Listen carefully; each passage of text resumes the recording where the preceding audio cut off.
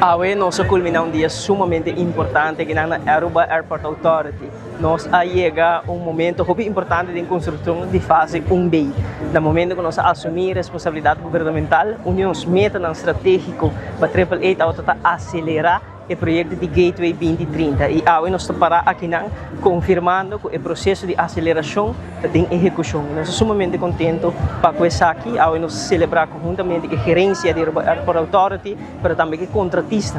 E a gente homem e a gente mulher, o todo dia, pode solo que a gente aqui trabalha para o progresso de Aruba. Nós expressamos gratitude para o compromisso, para a disciplina e responsabilidade e o amor para Aruba. E hoje também, em mesmo receia, nós comunicar também o número de conta anual de Aruba Airport Authority para o ano 2025, que se chama Shifting Gears, Accelerating the Path Forward.